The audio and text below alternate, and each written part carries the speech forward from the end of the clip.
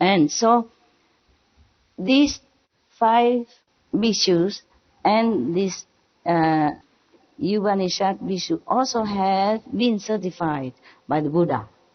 Certified meaning when they told him about their experience, yeah, and the Buddha said, yeah, that's that. You have been in Samadhi. You are at level of Arhat now. Congratulations. Buddha first came out of enlightenment. I would also like to be there. Taking in all this blessing, you understand, power, and I love, When Buddha first come out, he's so generous, understand me? Whoever come, take it. And he has no worry about karma or nothing at that time from disciple. But even then later on, he has karma, because more disciples come, more karma accumulated. And even the Buddha cannot digest it immediately if it keep repeating and coming and not enough time to erase. Just like if you are very dirty, take a few shower, longer time to clean. If you just sweat a little bit, just a little soap or even no soap, you rinse it out. When it's accumulating, you've been working all day in the hot sun, in the dirt, in cement, in the rock and all that, then of course you're more dirty. And all day.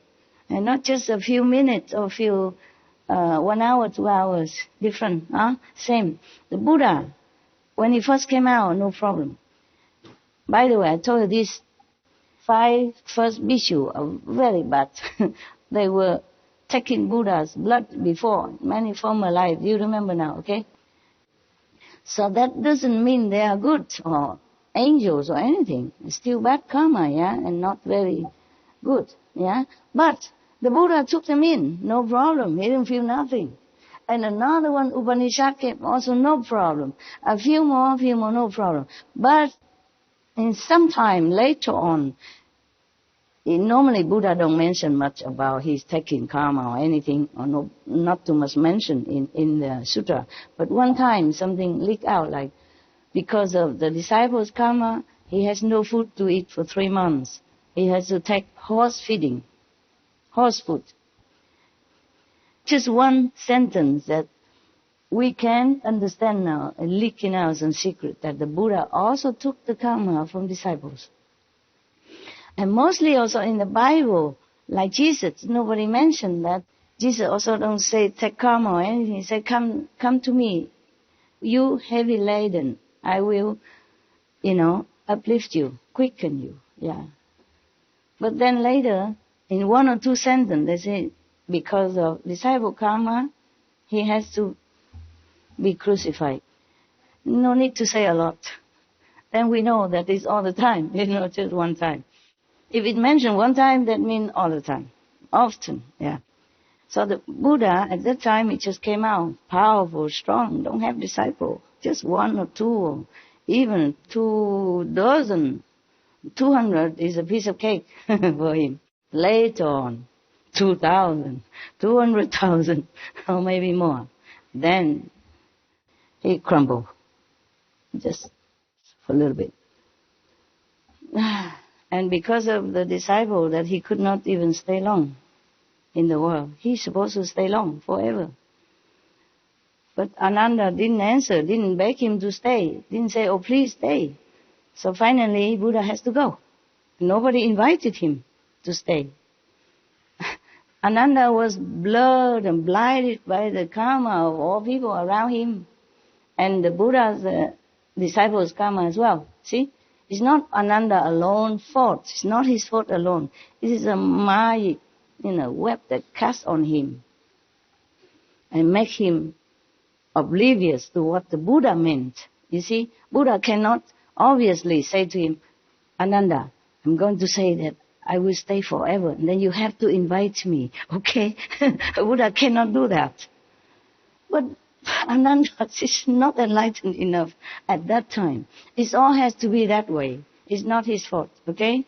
Only after the Buddha Nirvana, the Sangha looked down upon him, thinking he's always been living next to the Buddha and not enlightened enough, so they kick him out. Kick him out of the great assembly. Say, you're not worthy to be in here with us. And then kick him out, and he's so sad and shame, and he went to the forest, sit one night only. He became enlightened, enough to come back. And later become one of Buddha's successor. Huh? But that was Ananda. Don't dream about it, okay? Ananda, he was an ancient Buddha also, okay? He just played his role at that time. Somebody has to play some role, okay? Not like two Buddhas sitting together, okay? Two Buddhas sit together. But don't think that you are also playing your whatever role, like Ananda, okay, huh? Please. So, when the Buddha certified, somebody said, oh, okay, that's level, you are Arhat. That's why he said that. So form is the superior means. At that time, because of the power of the Buddha blessing, so he suddenly realized that all form in this world are impermanent and made of dust only, and then it will return to dust. Yeah. Therefore, he became enlightened at that time. Maybe the Buddha taught him thus. Yeah. Because the Buddha also taught this kind of method to some of the bodhisattvas at that time. Yeah. No. So, there's the person now, another bhikkhu, the pure youth, younger monk, adorned with fragrance. That's probably his name. Okay, sometime in India they have names like that. Yeah, remember the Buddha name Clear Light. Yeah, it's just a translation of the name. Yeah, it's like my name, the Chinese is Qing Hai, translated to pure ocean. Like that. Just like your name, maybe Rose. It's a flower. Yeah? Okay, so. The pure youth, one of the pure monk, young, adorned with fragrance, his name, arose from his seat, bowed at the Buddha's feet. Tradition, I told you already, Buddha didn't want to do that. Buddha did not ask anybody to do it, but he just let it be, okay? Otherwise, everybody come up and bow and say, no need, no need. And then everybody else come, no need, no need. He would say all day, no need, please don't. Too much trouble. In my time, it's easier because I talk in the microphone and people record it and you already overheard it. Master say, don't bow to her. Don't pay obeisance. Don't prostrate. Nothing like that. Also, I don't need a lot of hurrah, okay? All right, now, I know you love me. That's why you forsake your comfortable home to come here cramping together. And I do know that, huh? All right, you can express yourself sometimes, but not always. Okay, no need. We family, okay? If you see your mother coming from work, you clap. Or if your boss coming to work with you, you clap. Okay. But even then, I record it in recording, and we have SMT, tell people, don't need to bow to me. And still, one time, one of Vietnamese old man, comrade from Vietnam, he want to prostrate to me 3 times. He said because it's a Vietnamese tradition that when you accept by a master that you respect and believe, you must prostrate 3 times. And some also bring some gifts, tradition. But I say, no, nobody prostrate to nobody here. Don't do it. Because if you prostrate to me, I have to prostrate to you, and I am too old now. My knee doesn't like too much trouble. So I have to tell him many times, and then he stopped. But he did not even feel very, happy about it. For him, it would have been better if he prostrate 3 times. Then his heart would feel more complete. Fulfilled. More fulfilled, yeah, more contented, yes. I know that, but I cannot let him. He just have to prostrate to the Buddha somewhere else, yeah? And prostrate, maybe he can do it at home, private, with privacy, in front of the photo, okay, nobody say anything. Why have to do in front of the assembly? And if I let him, then everybody want to do that. Why him? Why? And then everybody come and prostrate, and then we have no time for anything. Look, if I sit here waiting for all of you, come in front of me, prostrate 3 times. Imagine when it will finish.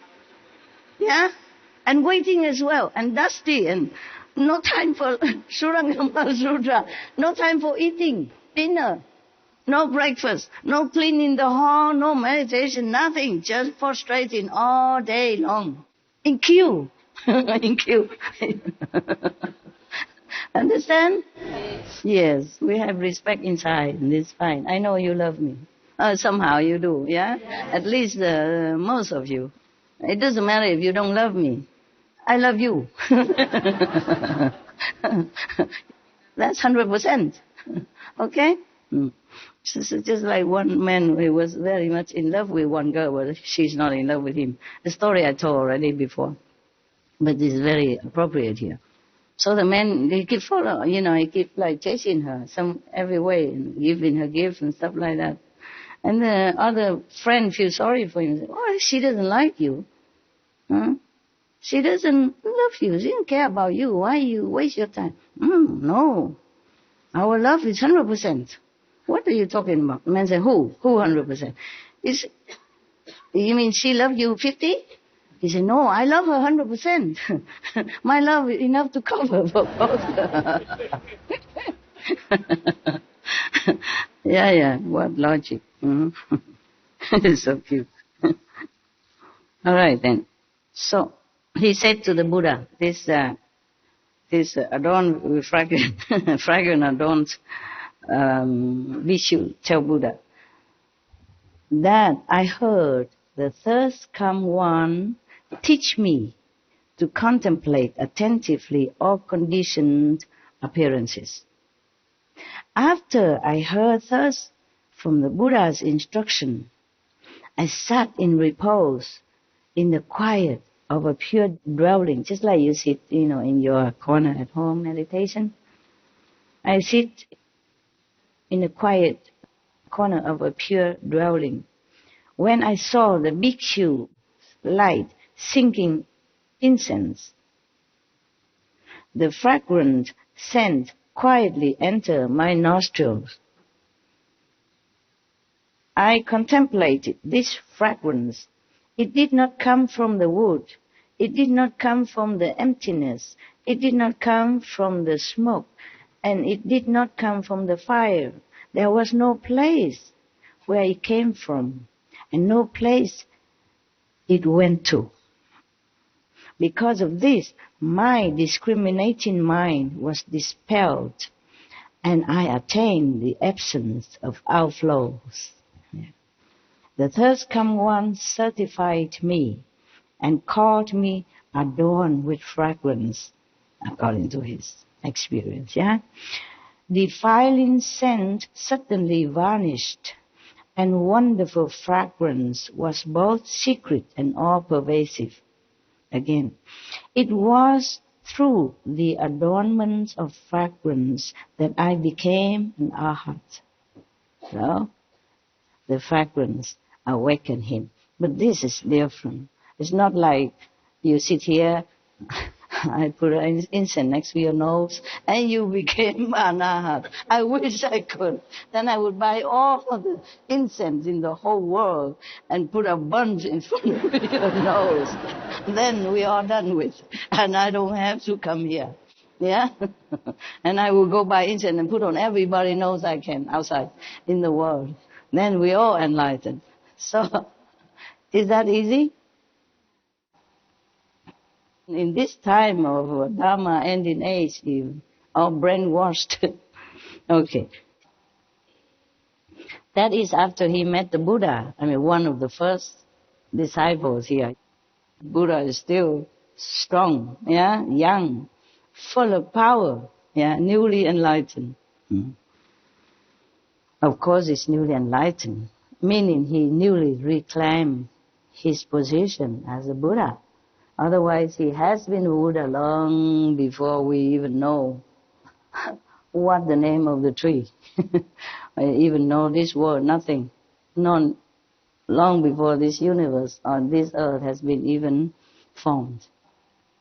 eons already. So now, when Buddha talked to him, instructed him to contemplate on the conditioned appearances, just any appearance. The Buddha taught him different methods. At that time, and in any time, I'm telling you, most masters don't teach you immediately the Kuan Yin method. Have to first purify you. Like Milarepa, his master make him work and work and work from one house to another, saying there, not good enough, make another one over there.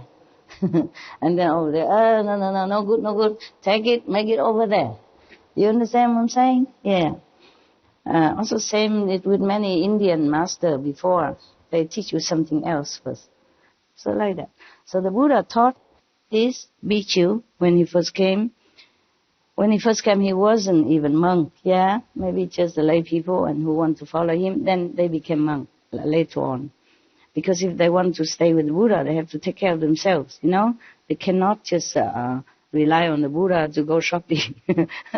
Go shopping for them or cooking for them, yeah? Or make money, buy food for them. No, cannot, huh? Okay.